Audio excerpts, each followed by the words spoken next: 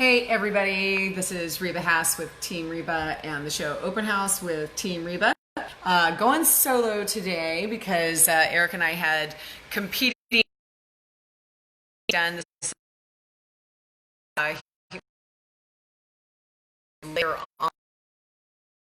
He may post something on his own. I'm not sure exactly what he's going to do, but in the meantime, I am home inspection in Linwood.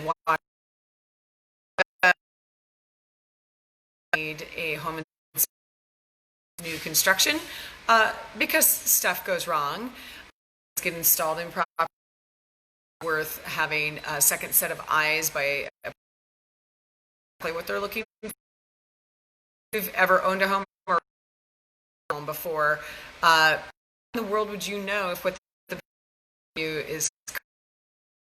We still recommend to the clients that we work with that they have a professional home inspection done.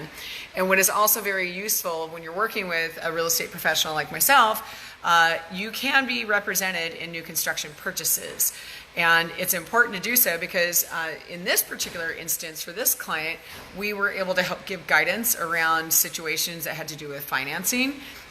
We were giving a second set of eyes on things that had to do with the upgrade and options packages for the property.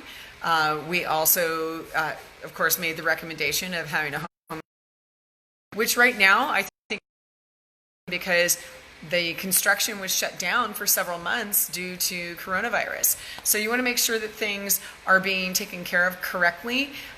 We had just a couple of years ago a client who was buying in the Linwood area, and it was new construction, and we found in that instance, because it was a winter where we had very heavy rainfall, we ended up backing out of that transaction because they found during the home inspection, because let me tell you what, a builder doesn't take you into the attic when you're doing a builder walkthrough, and during the home inspection we discovered large amounts of mold in that situation because the site had sat during the wet season and had not been dried out properly, and there was an active mold infestation across a 4-unit construction site. And so that was very problematic, and our client at that time was going to be purchasing for investment, and the last thing you want to have is a reason for a tenant to sue you because you knew going into it that you had a problem. So that was an instance where we really looked out for the best interest of the client, and that's exactly what your representation should be doing for you. The other thing is that, when we're going through something like this, a lot of the townhomes are in HOAs or homeowners associations. So even though we're not required by law to necessarily be experts in that, it does help, again, to have somebody who's got a lot of experience to review some of those documents with you and help point out maybe where you need to get more clarification from either the builder or the documents or maybe the attorney who does things, because oftentimes to understand they are going to impact you and your life throughout the entire time that you own the property. So anyway, just a couple of tips for you there. One of the other things I also wanted to bring up, and I'm going to on my Facebook page after I'm done doing this live event. Hi Alpha, hi Rod. Thanks for watching. They're starting to get some stats out right now about the expectations of what's happening in the rental market. And of course, what happens in the rental market locally impacts us as the residential sales kind of organizations. Because if you are a landlord, right now we're of course in the top 20 different large metro areas of the United States. And right now I think we're 15th in the rankings of the number of renters who are expecting, based on a survey, Seattle Times just came out with this, they're expecting upwards of 18% of renters to not be able to make their rent payments for July. So that's significant.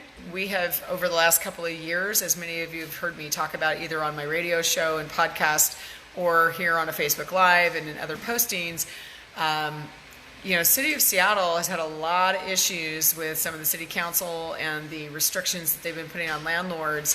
And a lot of the small complexes, duplex to fourplex, even we're seeing a lot of times even up to like 20-unit buildings. Those owners are saying, screw you, Seattle, I'm out of here. And what's happening is it's having the wrong effect, because they typically, those are landlords who've owned those properties for a really long time. And so they're able to provide lower cost housing for people in the rental markets. And when we have, issues like going on in the city of Seattle coming up, and it's making it very onerous on a landlord. Of course, we also know that there's an eviction moratorium that's been extended beyond the June original timeline. I believe it's out to August right now. This is really going to impact those landlords, whether you have a mortgage or not, because a lot of the people who might have those properties, that was their livelihood. So it's no different than as another small business owner being decimated by losing their income. So we're watching it really close to see what ends up happening. It might end up of the small multifamily market, but here's the problem. Points for all of those in the city of Seattle. South Seattle primarily see for at 650 and going to 950, depending on the market area. About a 750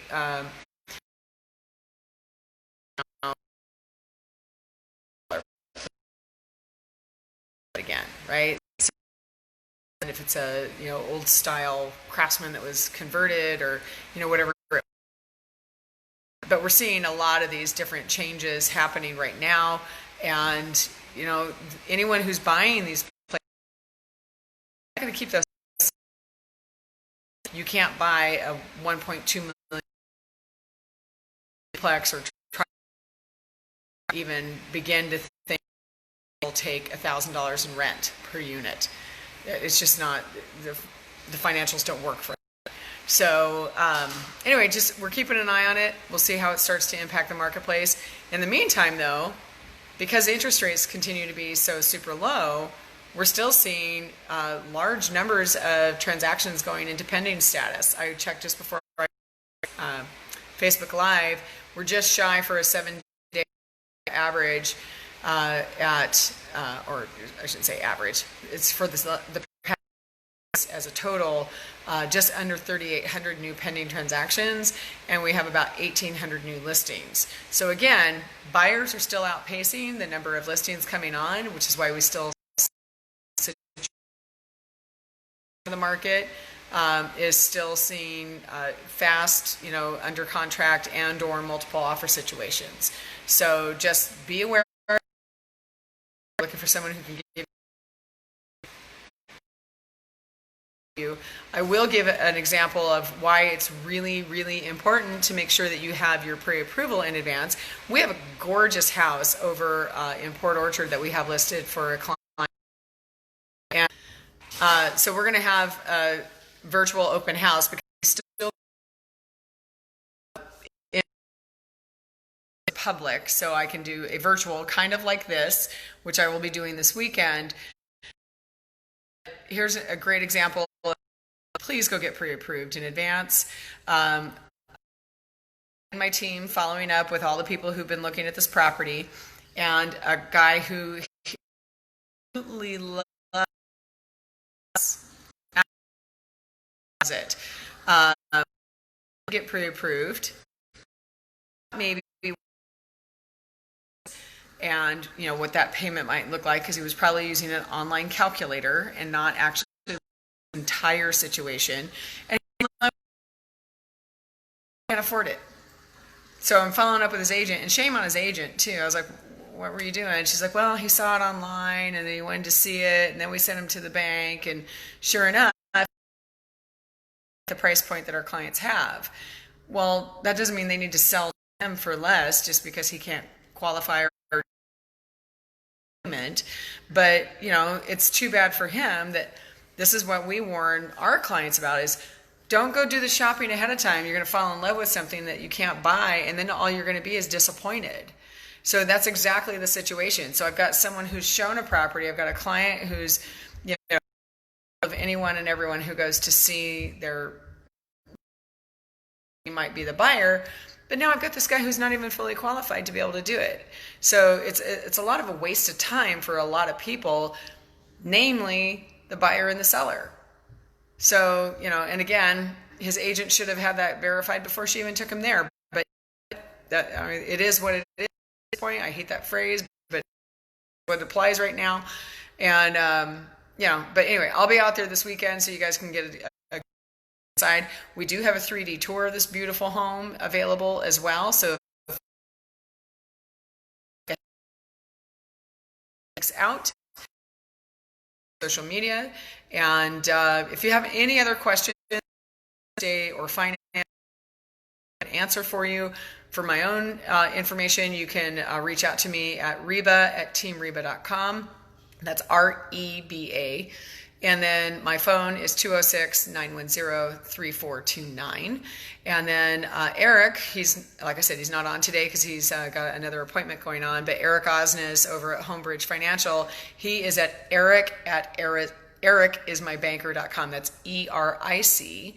And his number is 206-915-42. And just for grins, I'm going to go ahead and show you guys a little bit about this location where I'm at. I'm not going to go through the whole house. The inspector's upstairs. So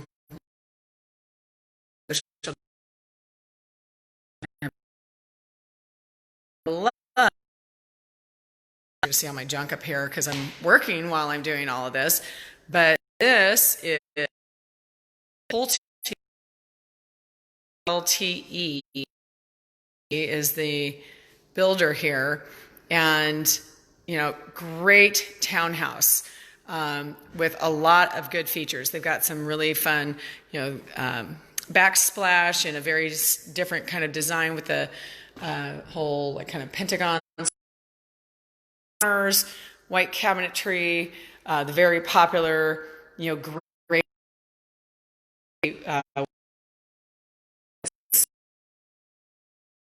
and this is a 4-bedroom, 2.5. I mean, it's a great setup. Got a nice. It's well laid out, and this one even has a 2-car garage. So and of course a couple of these different mini heat and cooling for it. So anyway, we're here checking everything out. Tons of great light. This particular development, 14 degrees that they're working on right now, 2 of the homes are backing up to green space. And in fact, my client's getting the benefit of it. Won't be built on. So have a lot of privacy on that back room. And this is also a great, this is a where it's a couple sisters and a nephew who's an adult. And I love this layout. They've got multiple bedrooms upstairs with separate baths, good closet space, walk-in closets, laundry's up there, but it's split where not only do you have the 2-car garage in the front, but there's a full kind of like living space, bedroom, and bath on the first floor, which you don't always see in townhomes. So really spacious. So one sister's going to be there. They'll have the shared main space, like where I'm standing right now. And then one sister and the nephew will have the upstairs where he's going to have extra spaces for his, kind of, media space and things like that. And, he loves to do art. And then